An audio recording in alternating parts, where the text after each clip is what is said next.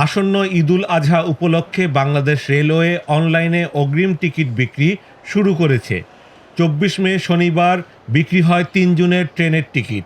আর এই টিকিট শুরুর প্রথম আধা ঘন্টায় রেলওয়ের অনলাইন টিকিটিং প্ল্যাটফর্মে ১,১৪,০০,০০০ হিট রেকর্ড করা হয়েছে। এদিন সকাল ৮টা থেকে অনলাইনে টিকিট দেওয়ার প্রক্রিয়া শুরু হয়। এ সময় পশ্চিমাঞ্চলে চলাচল করা ট্রেনের অগ্রিম টিকিট কিনতে পেরেছেন যাত্রীরা। আর পূর্বাঞ্চলে চলাচল করা ট্রেনের টিকিট দুপুর ২টার সময় অনলাইনে দেওয়া হবে। রেলওয়ে সূত্রে জানা গেছে, শনিবার সকাল ৯টার মধ্যেই পশ্চিমাঞ্চলের সব টিকিট শেষ হয়ে গেছে। এর মধ্যে উত্তরাঞ্চলের টিকিটের চাহিদা বরাবরের মতোই যাত্রীদের বেশি ছিল।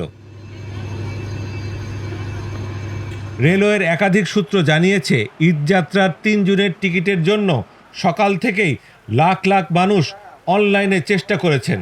যদিও এই বিশাল সংখ্যক হিটের বিপরীতে আসন সংখ্যা ছিল অত্যন্ত সীমিত, ফলে অনেকেই টিকিট না পেয়ে হতাশ হয়েছেন। রেলওয়ে জানিয়েছে, এবার ঈদে ৫টি রুটে ১০টি স্পেশাল ট্রেন চলবে। এসব ট্রেনের মধ্যে কিছু ট্রেন আগামী ৪ থেকে ৬ জুন এবং ঈদের পরে ৯ থেকে ১৪ জুন পর্যন্ত চলাচল করবে। এছাড়া ঈদের দিনও কিছু ট্রেন চলবে। স্পেশাল ট্রেনের টিকিট স্টেশনের কাউন্টার থেকে পাওয়া যাবে। এসব টিকিট অনলাইনে বিক্রি হবে না। এছাড়া এবার ঈদে ৪৩টি আন্তনগর ট্রেন চলাচল করবে।